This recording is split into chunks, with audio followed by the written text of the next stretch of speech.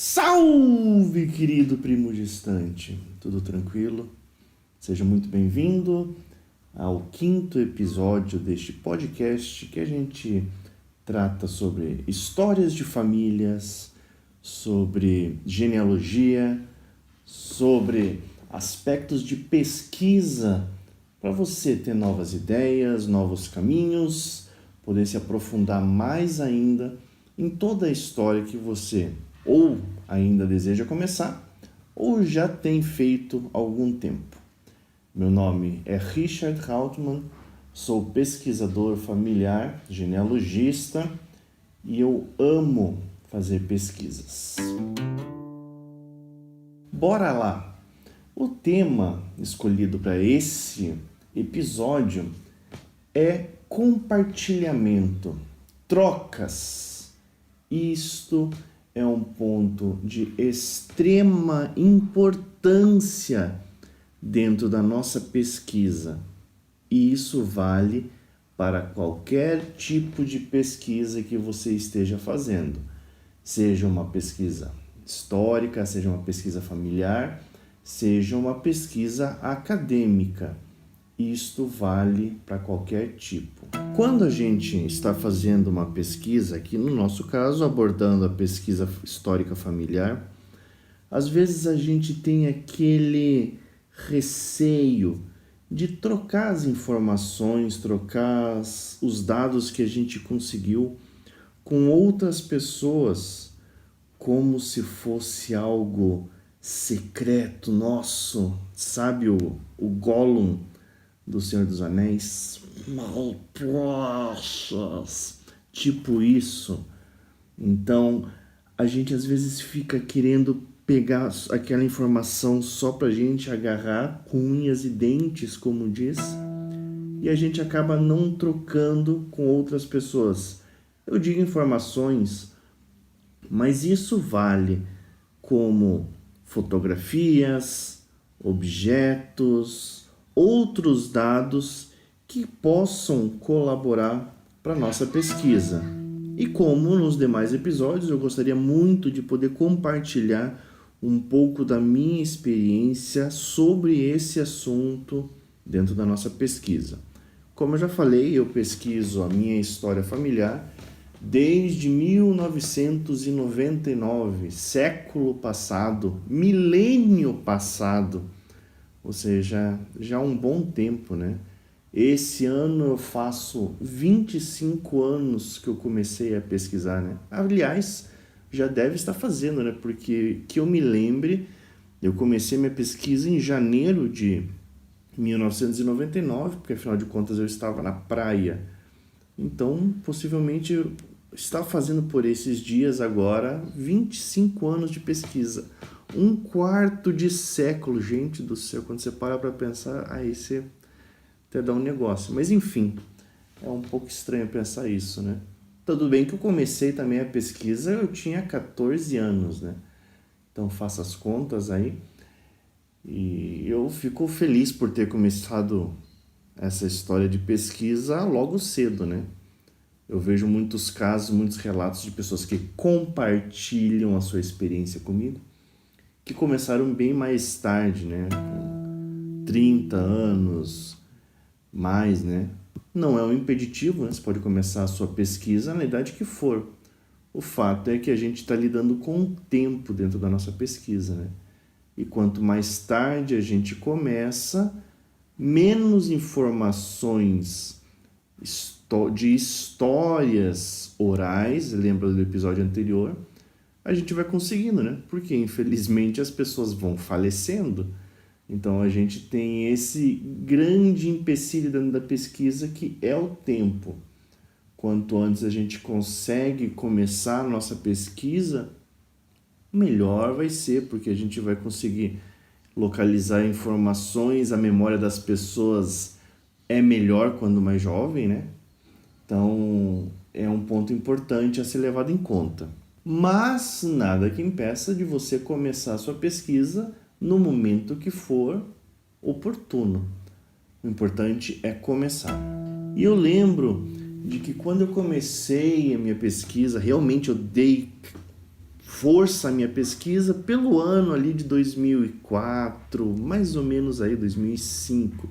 Eu comecei em 99, mas foi mais ou menos nesse período que eu comecei a me aprofundar mais. E eu lembro que eu tinha esse certo receio de trocar as informações com as outras pessoas. Eu não lembro o motivo de fazer isso, mas hoje eu olho com um olhar completamente diferente. Para mim, a pesquisa ela tem que ser compartilhada com outras pessoas. É importante isso, porque vamos imaginar o seguinte: nós viemos de um pai e de uma mãe que consequentemente vieram de um pai e de uma mãe que consequentemente vieram de um pai e de uma mãe. Muitos de nós, especialmente nas gerações anteriores, não são filhos únicos, possuem irmãos e irmãs. O que quer dizer isso? O que quer dizer isso você sabe, né? Mas qual a importância disso da pesquisa, né? Imagina o seguinte, vamos avançar algumas gerações para trás, então, pai e mãe, tanto faz, bisavós, bisavós, avós, avós, bisavós, bisavós. Vamos mais uma para cima, trisavós, trisavós, que muitas pessoas acabam chamando de tataravô. Enfim, não é o caso de entrar nesse assunto agora, mas seria essa geração, né? Os avós dos avós. É essa geração que eu quero abordar aqui no momento. Pense o seguinte, vamos imaginar um dos casais de trisavós que você tem, lembrando que são, basicamente, caso não haja casamento de família, você deve ter 16 pessoas nessa geração, tá? Então, 8 casais de trisavós você deve ter. E por que 8 pares? Porque, afinal de contas, um par seria pai e mãe, subindo uma geração, 2 pares, que são os avós, subindo mais uma geração, 4 pares de bisavós, 8 pessoas, subindo mais uma geração, 16 pessoas, que são os trisavós, 8 pares de trisavós. Vamos escolher um desse par aí, qualquer um, independente qual é. E acontece o seguinte, eles tiveram o seu bisavô, vamos pegar uma linhagem que foi o seu bisavô. Só que, normalmente, antigamente, era difícil, bem difícil mesmo, de eles terem um filho só, ser um filho único. Então, eles possivelmente tiveram outros filhos e filhas, no caso, os irmãos e irmãs do seu bisavô. Por isso a importância desse assunto aqui. Numa situação em que, vamos imaginar aí, tenhamos 5 irmãos e irmãs, independente, desse seu bisavô. Então, seriam o seu bisavô e mais 5 outras linhagens. Imaginando que cada uma dessas pessoas teve descendentes e que esses descendentes estão vivos ainda hoje, pense que coisas, histórias, objetos, fotografias, tudo que possa ser relacionado ao seu trisavô e a trisavó, eles estão dispersos entre essas linhagens. Como assim? Meu caso, eu vou pegar o meu trisavô, Wilhelm Zellmann. Ele veio para o Brasil quando ele era pequeno ainda, ele tinha 3 anos, ele nascido em 1962 e ele veio para o Brasil em 1865, tinha 3 aninhos. Quando ele chega aqui no Brasil, ele, enfim, vai vivendo aqui, enfim, casa mais para frente, e o pai dele havia trazido um relógio de parede, aqueles cucos antigos assim, de madeira, bonito, e, enfim, ficou para ele aqui, depois mais para frente. Ele teve um filho, olha a exceção, ele teve um filho só, que foi o Leopoldo. O Leopoldo teve 5 filhos, tá? O que acontece? O segundo filho é a minha linhagem, tá? Então imagine lá o meu trisavô, bisavô, e o segundo filho do bisavô é o meu avô, pai da minha mãe. Beleza. Ele teve um outro irmão mais velho, ele teve um outro irmão e duas irmãs. Pois bem, esse relógio, ele não veio, ele continua existindo, mas ele não veio na linhagem do meu avô. Ele não foi herdado pelo meu avô após o falecimento do meu bisavô e, obviamente, do trisavô. Ele foi herdado, esse relógio, por uma das irmãs do meu avô, uma tia-avó. E eu só fui descobrir esses tempos que esse relógio ainda existe quando eu fui conversar com uma prima dessa tia-avó minha. E aí a gente lá na casa dela conversando, e eu falei, nossa, que relógio bonito esse, não sei o que lá, pra conversar. E aí ela olhou assim, é do Willem esse relógio, do seu trisavô. Deu, sério que é dele? Eu nem fazia ideia de que existia aquele relógio, né? De parede, um relógio bem bonito. Ou seja, um objeto que pertenceu ao meu trisavô, possivelmente, né? Como meu trisavô veio somente com 3 anos para cá, pertenceu ao pai dele, meu tetravô. Pode ser que ele tenha comprado em algum retorno, esse meu trisavô pode ter comprado em algum retorno para a Alemanha, porque eu sei que ele voltou uma vez para lá, já grande.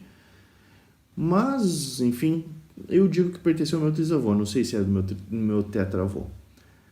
Esse relógio continua existindo, mas não na minha linhagem. Ele existe numa linhagem colateral dessa linhagem de uma tia-avó minha. Mas era um relógio do meu trisavô. Isso é importante. E aí eu fiz várias fotos dele. Depois eu comecei, não terminei ainda, mas eu comecei a desenhar ele no SketchUp, que é um programa lá que você consegue fazer objetos em 3D. Porque uma ideia é, depois de um tempo, poder fazer uma cópia desse relógio, né? Eu acho ele muito lindo. Então eu fiz várias fotos, fiz medidas dele, enfim. Mas enfim, é um relógio que era do meu trisavô e não passou para a minha linhagem. Da mesma forma como eu tenho histórias, outros objetos, que não passaram para as outras demais linhagens colaterais. Ou seja, eu tenho coisas, fotos do meu trisavô que não foram para essas outras linhagens da minha tia-avó, do meu tio-avô, que ficaram comigo. Sacou a ideia do compartilhamento? Temos pessoas em gerações anteriores em comum. E as coisas eu digo tudo, tá? Histórias principalmente, acabam se dispersando por essas linhagens. E a gente precisa compartilhar, trocar essas informações com os demais parentes, não importa a distância. Porque um trineto, no caso do meu trisavô, assim como ele é meu trisavô, eu sou trineto, trisneto, tem gente que fala também, dele, por essa linhagem. Mas por outras linhagens existem outras pessoas que são trineto dele também, que também podem possuir fotos, outras histórias dele, enfim, que eu não possuo. Por isso, a importância de entrar em contato com esses familiares, não importa a distância que a gente esteja deles. A gente possui pessoas, familiares, antepassados em comum. E por isso a gente deve entrar em contato com essas pessoas para trocar, não somente pegar essas informações das pessoas, mas a gente também oferecer para essas pessoas o que a gente possui desses antepassados. Uma cópia de uma fotografia. Eu não peguei o relógio dela, dessa minha prima distante, né? Não é que ela compartilhou, então eu peguei o relógio dela. Não, mas eu pude fazer fotografias, fazer medidas para poder depois fazer uma cópia do relógio. Da mesma forma, as fotografias, histórias, a gente pode compartilhar o que a gente sabe, o que a gente já escutou e aprender também essas histórias com as outras pessoas dos nossos familiares. Tem pessoas que a gente vai encontrar nesse percurso da nossa família histórica, né? Que não tem muito esse apreço em querer compartilhar as coisas, as informações, as fotografias, enfim. Acontece isso, né? Mas é importante que a gente tente fazer esses contatos com as pessoas, tente criar algum tipo de vínculo para poder melhorar, se aprofundar mais na nossa própria história, na história que os nossos antepassados tiveram. É importante fazer esse movimento a ponto de que, se você está fazendo este movimento, como eu digo, dentro da pesquisa, está gerando energia ali dentro, as pessoas vão começar a olhar para você como um especialista, alguém que entende mais da família. E aí começam a acontecer coisas mágicas, que eu digo. Por exemplo, uma tia minha, prima da minha mãe, a gente chama de tia, mas é prima da minha mãe, que já falecida, um pouco, nascida em 1943, ela, volta e meia, ela mandava mensagem, entrava em contato comigo, dizendo que ela havia encontrado coisas ou tinha lembrado alguma coisa e queria compartilhar comigo. Por quê? Porque ela sabia que eu tinha esse interesse, que eu guardava coisas, histórias, objetos, enfim, fotografias. Ela me deu fotografias dela, não foi cópia, ela me deu fotografias originais de antepassados. Ela me deu um jornal antigo de 1965, falando nesse jornal da comemoração dos 100 anos da família no Brasil. Só lembrando, é a mesma família Zerman que eu estou contando a história, lembrando que eles chegaram em 1865, 1965 houve uma festa comemorando os 100 anos da família no Brasil. E foi foi contada a história num jornal da época em Joinville. E ela me deu os jornais originais que ela guardava. Então eu tenho jornais lá físicos. Tem gente que nem sabe o que é um jornal físico hoje em dia, né? Tem gente que nem sabe o que é um jornal, enfim. Mas eu tenho o físico, o jornal completo de 1965, porque ela me deu.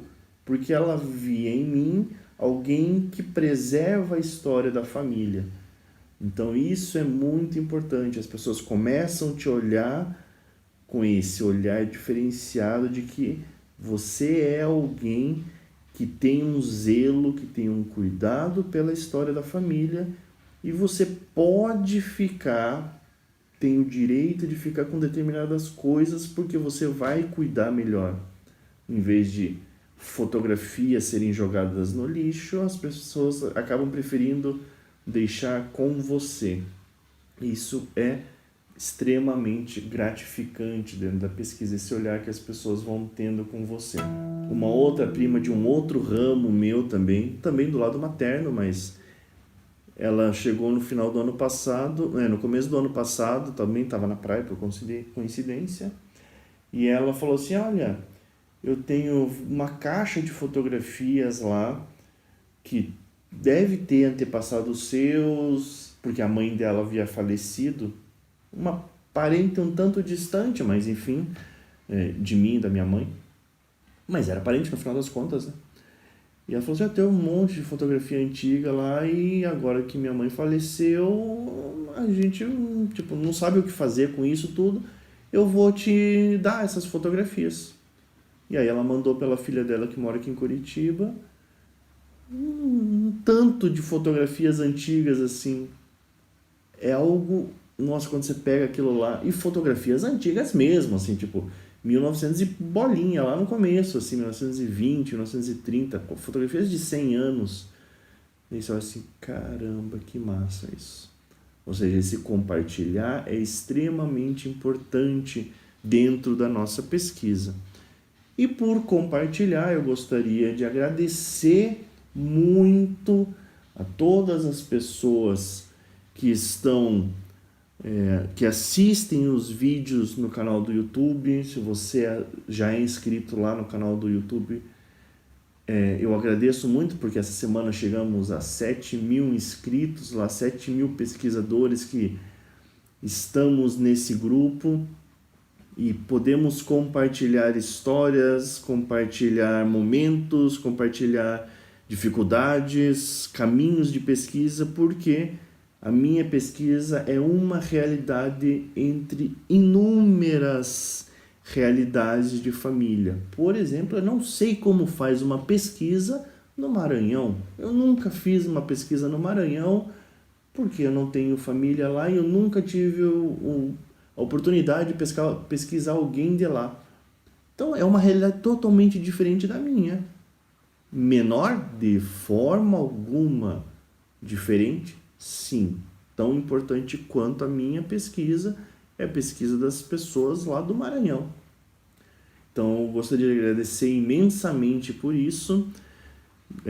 Só lembrando, então, se não conhece o canal do YouTube, você pode estar assistindo aqui tanto pelo YouTube, que também eu posto os podcasts no YouTube, você pode estar escutando pelo Spotify, pelo Deezer, enfim, mas dá uma olhada lá no canal do YouTube, Genealogic, Genealogia e História Familiar, dá uma olhada, você vai me encontrar lá, você vai me ver se você só conhece o podcast, vai me ver quem eu sou. E eu agradeço imensamente. Também faço esse adendo para o Instagram. Se você tem Instagram e não conhece o Instagram ainda, procura lá, Genealogic, Genealogia e História Familiar. Dá uma olhada lá, porque lá a gente tem uma periodicidade um pouco maior e a gente acaba abordando outros assuntos, não que a gente não vá abordar aqui, mas aqui é mais longo, é mais profundo, e lá acaba sendo mais diário, algo mais rápido. São dicas, são ideias, são compartilhamentos, enfim, que a gente pode fazer de forma um pouco mais rápida. Não menos importante, né? Beleza, gente? Agradeço imensamente. E é isto. Grande abraço.